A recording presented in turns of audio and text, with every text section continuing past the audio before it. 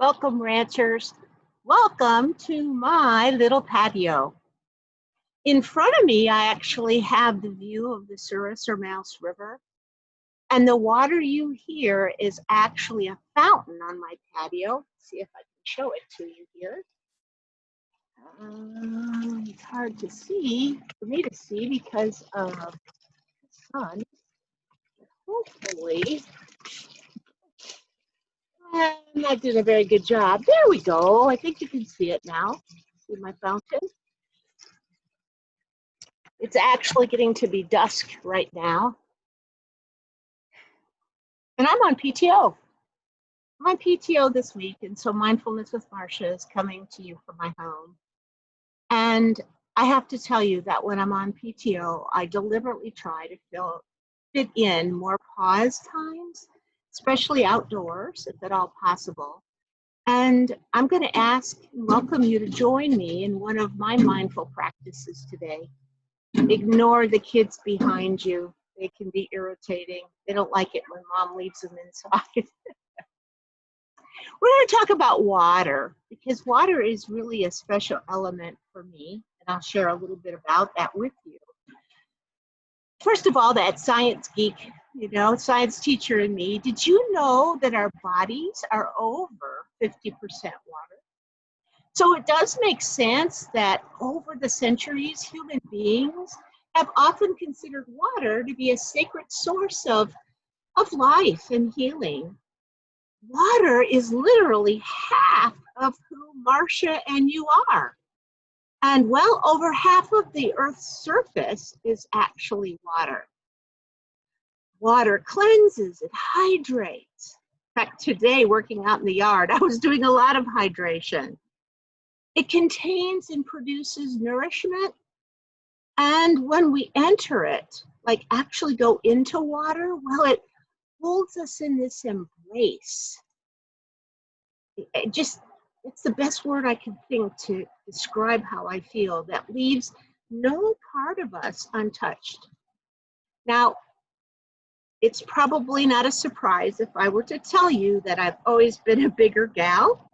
And when I'm in water, the buoyancy has always provided for me this freedom from gravity and this increased feeling of movement that I've always cherished. In fact, I used to imagine, and still do when I'm in a large body of water, like a large pool or the ocean, that I was like a dolphin, just skimming through the water with such agility, and that flowing and feeling of water on the surface of my body.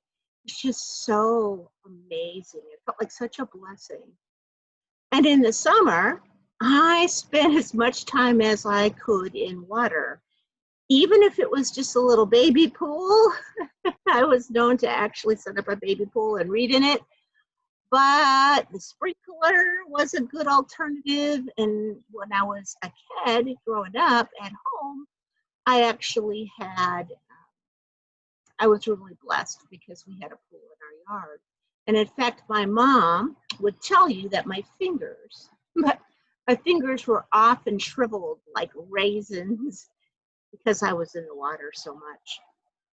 So pausing to reflect on water this week, or if you do a more formal practice of meditating as I do with water, well, it can be a powerful way of aligning ourselves more fully with this water support system that makes life both possible and pleasurable on so many levels. So let's start by thinking about, how do you conduct a pause or practice with water? First of all, think about the physical contact with a body of water.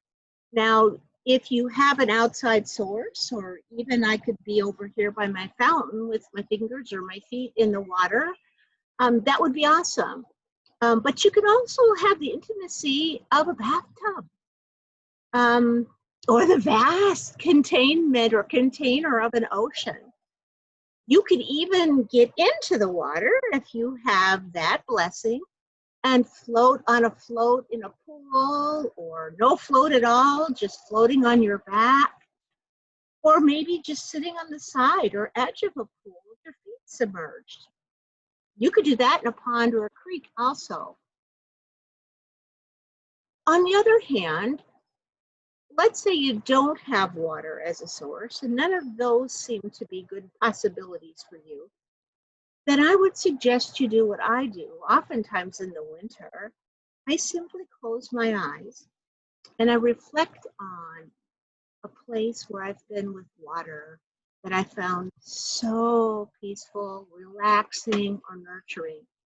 For me, that spot would have been the first time I saw the ocean, which I was in college at the time and took that proverbial trip down to Florida, saw the ocean, and I remember laying on the sand with my feet in the water as the tide was moving up and down, and just that feeling of warmth. Of course, it was cold in Indiana, so that feeling of warmth was even more intense. But more so than the warmth was the feeling of the water. The water tide in and out. It was so relaxing. So I'm going to ask you to pause this week or formally meditate with water. But whatever you choose, you want to begin by closing your eyes, even if you're in water, and just listening first to your breath. Remember, our breath is just such a good place to stabilize yourself. You can hear your breath, your inhale and your exhale. And do 2 or 3 really nice inhales and exhales. And after about 2 or 3, I want you to tune into the particular music of the water you've chosen.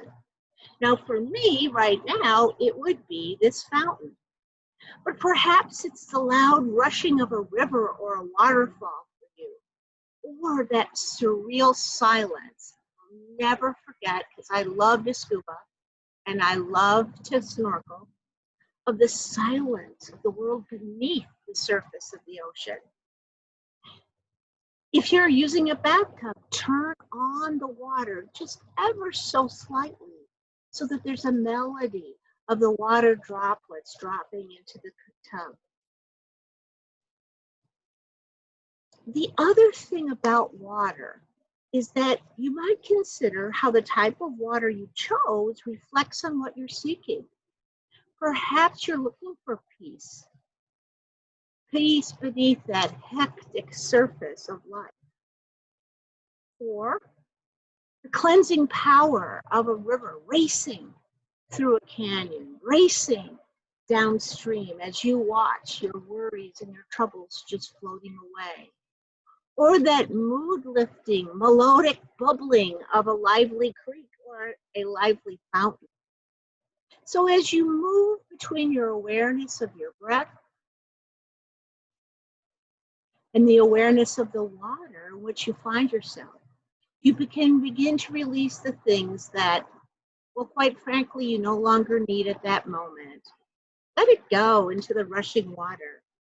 Let it be absorbed by the buoyancy of the water that holds you and supports you.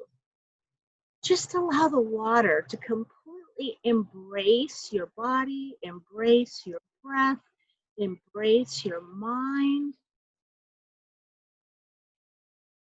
Let go. Now, when you feel you're ready to return to more solid ground, please don't just jump up and get back to the task at hand.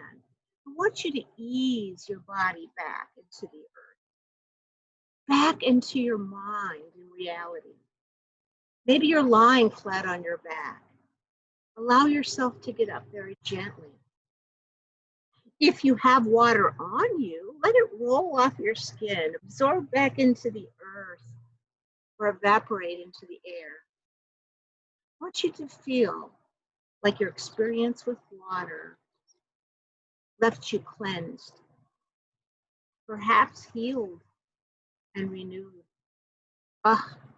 It can feel so wonderful and so beautiful.